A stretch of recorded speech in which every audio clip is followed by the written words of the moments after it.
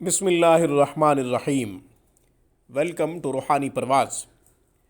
روحانی پرواز میں ایک نئے وظیفے کے ساتھ، ایک نئے خوبصورت عمل کے ساتھ ہم آپ کو خوش آمدید کہتے ہیں۔ سامعین، آج کی ویڈیو میں ہر مرض سے نجات کے لیے ایک خاص عمل سورۃ مزمل شریف سے آپ کی خدمت میں پیش کرنے کی سعادت حاصل کرتے ہیں۔ عمل بھی خاص ہے، طریقہ بھی خاص ہے۔ ہر مرض کے لیے یہ عمل بہت ہی مفید ہے۔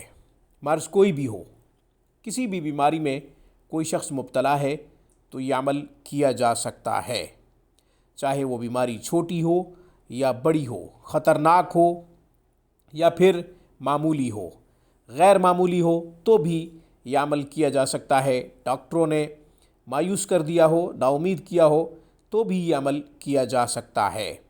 کینسر کے لیے، رسولی کے لیے، یرکان کے لیے، شوگر کے لیے، اسی طریقے سے جو بھی خطرناک امراض ہیں ان سب کے لیے یہ عمل کیا جا سکتا ہے۔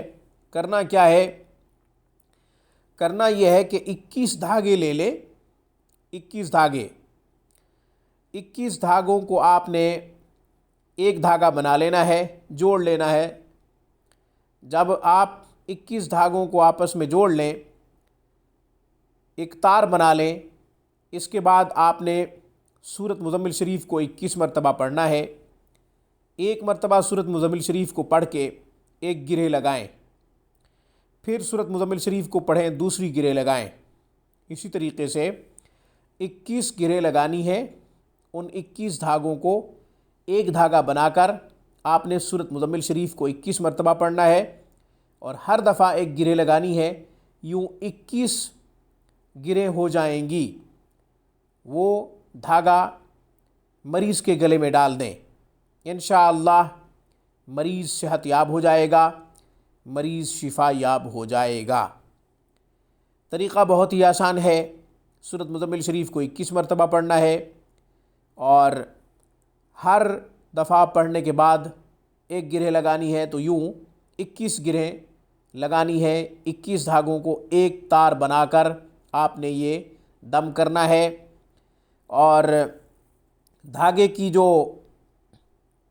پیمائش ہونی چاہیے وہ آپ 3 فٹ یا 4 فٹ کا دھاگا بنا لیں۔ 21 دھاگوں کو آپس میں جوڑ لیں، آسانی سے گلے میں ڈالا جا سکے۔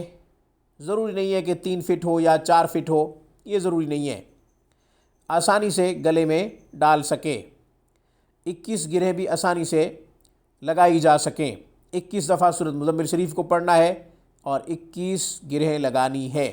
ہر دفعہ پڑھنے کے بعد ایک گرہ لگائیں۔ ہم نے یہ طریقہ بار بار اس لیے بتا دیا ہے تاکہ آپ غور سے ایک دفعہ سن لیں اور پھر غور سے سننے کے بعد اس پر عمل کریں، رابطہ کرنے کی نوبت نہ آئے۔ آج کی ویڈیو میں بس اتنا ہی۔ روحانی پرواز کو سبسکرائب کیجئے۔ ہماری تمام ویڈیوز کے اپڈیٹ حاصل کرنے کے لیے گھنٹی کے بٹن کو دبا دیجئے۔